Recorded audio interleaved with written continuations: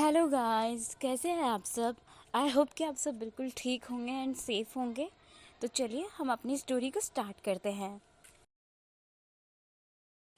अब तक हमने देखा था कि विंग और शुयांग दोनों भी आपस में बातें कर रहे होते हैं। विंग शुयांग को अपने सीक्रेट के बारे में बताता है कि वो आत्माओं को देख सकता है, लेकिन शुयांग विंग की बात पर बिलीव नहीं करता। जिसके बाद विंग शुयांग को बताता है कि विंग ने शुयांग के आसपास एक लड़की की आत्मा को देखा है, जिसकी मौत कार एक्सीडेंट में हुई थी। शुयांग विंग की बात सुनते ही शॉक्ड हो जाता है और उसके माथे पर पसीना आने लगता है। शुयांग विंग से पूछता है कौन है वो लड़की, कैसे दिखती है, और क्या तुम्हें उसके बारे में क्या क्या पता है। विंग बताता है कि मुझे उसके बारे में ज़्यादा कुछ नहीं पता है, मैंने बस उसे तुम्हारे आसपास 2 बार देखा है। उस लड़की ने मुझे बस इतना बताया था कि वो तुमसे प्यार करती थी और उसकी डेथ एक कार एक्सीडेंट में हुई है। शुयांग पूछता है क्या क्या तुम उस लड़की का चेहरा याद है, मुझे बताओ वो कैसी दिखती थी। शुयांग, जो पूरी तरीके से घबरा गया था विंग की बातें सुनकर, और उसके माइंड को ये प्रोसेस होने में ही बहुत वक्त लग जाता है कि एक इंसान आत्माओं को देख सकता है और उनसे बातें भी कर सकता है।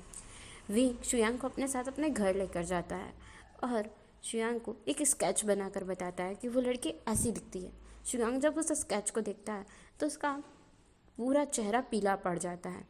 शुयांग कहता है म्याम्या, ये म्याम्या है, मेरी कॉलेज में गर्लफ्रेंड थी।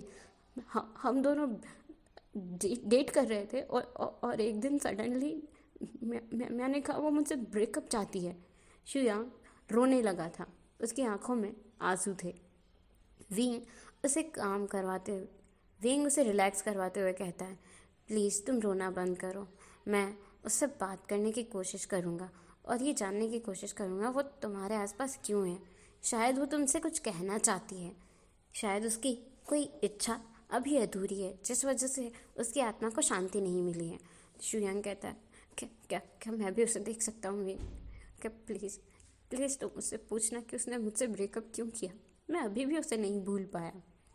विंग हाँ में सिर हिलाता है और फिर वो शुयांग से कहता है अपना हाथ मुझे दो, और जब तक मैं ना कहूँ मेरा हाथ छोड़ना मत, कुछ भी हो जाए मेरा हाथ मत छोड़ना।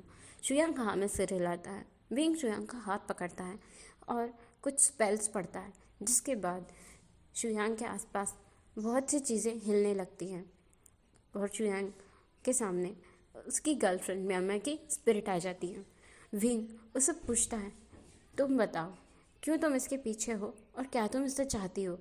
तो उस लड़की की स्पिरिट विंग से कहती है मैं शुयांग से ब्रेकअप करना नहीं चाहती थी, पर मुझे कैंसर था जिसकी वजह से मैंने शुयांग को छोड़ दिया। मैं नहीं चाहती थी कि वो मेरे साथ रहकर अपने कैरियर और अपनी लाइफ को डिस्ट्रॉय करे, इसलिए मैंने उसे झूठ बोलकर ब्रेकअप कर लिया।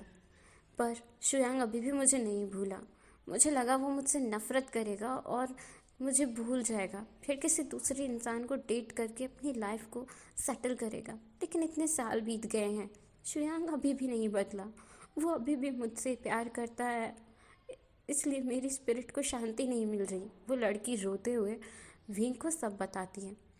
फिर विंग शुयांग की तरफ देखता है, क्योंकि शुयांग ना तो स्पिरिट को देख पा रहा था ना ही उसे सुन पा रहा था। विंग शुयांग को बताता है जो उस लड़की ने विंग को बताया। शुयांग विंग का हाथ छोड़ देता है और विंग को स्पिरिट दिखना बंद हो जाती है। उस लड़की की आधी अधूरी बात विंग सुनता है और शुयांग को बताता है। शुयांग रोने लगता है और वो अपनी गर्लफ्रेंड से म्याम्या से माफ़ी मांगने लगता है कि मैंने तुम्हें बहुत गलत समझा, लेकिन मैं तुम्हें कभी भी नहीं भूल पाया। मैं वादा करता हूँ कि मैं अपनी लाइफ को ठीक से जीऊँगा और अब से अपनी लाइफ में खुश रहूँगा। मैं तुम्हें हेट करना बंद कर दूँगा, मैं तुम्हें कर्ज करना बंद कर दूँगा। तुम जहाँ भी रहो वहाँ हैप्पी रहो। मैं तुम्हें आज के बाद कभी भी कर्ज नहीं करूँगा, तुम्हें हेट नहीं करूँगा। विंग शुयांग के शोल्डर पर टैप करता है और कहता है शुयांग, वो यहाँ से जा चुकी है, मुझे उसकी स्पिरिट दिखाई नहीं दे रही है। अगर मुझे उसकी स्पिरिट दोबारा दिखाई देगी तो मैं उससे बात करने की कोशिश करूँगा। शुयांग विंग को हक करके बहुत रोता है और विंग शुयांग को शांत करवाता है। इसके बाद शुयांग विंग को अपने पास्ट के बारे में बताता है कि कैसे वो वांगजी और शिचैन कॉलेज में एक साथ पढ़ा करते थे। शिचैन उनके सीनियर थे और वांगजी उसका इकलौता बेस्ट फ्रेंड। म्या म्या, जो शुयांग को काफ़ी टाइम से पसंद करती थी, एक दिन वैलेंटाइन पर शुयांग म्यामा को प्रपोज करता है और म्यामा उसे एक्सेप्ट कर लेती है। दोनों भी डेट कर रहे थे, लेकिन कुछ महीनों के बाद ही म्यामा का नेचर चेंज हो गया था। वो अक्सर शुयांग पर गुस्सा करती, उससे दूर रहती, छोटी छोटी बातों पर शुयांग से लड़ती।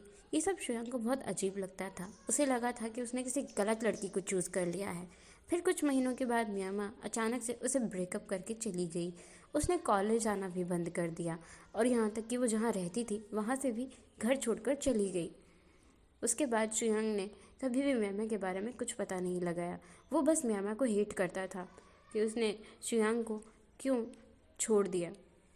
इतने साल बीत गए, अब जाकर शुयांग को पता चला कि म्यामा ने उसे क्यों छोड़ा। शुयांग उसे बहुत मिस करता है। म्यामा अगर एक बार उसे बताती तो वो म्यामा की ट्रीटमेंट करवाने का पूरा ट्राई करता। विंग कहता है, शुयांग म्यामा यही तो नहीं चाहती थी, शायद वो और जीना नहीं चाहती थी, क्योंकि वो जानती थी उसकी इस बीमारी का इलाज पॉसिबल नहीं है। अब तुम भी अपनी लाइफ में आगे बढ़ो और उसे हेट करना बंद कर दो, उसके स्पिरिट को आज़ाद हो जाने दो। शुयांग हाँ में सिर हिलाता है और उसके बाद अपने घर चला जाता है।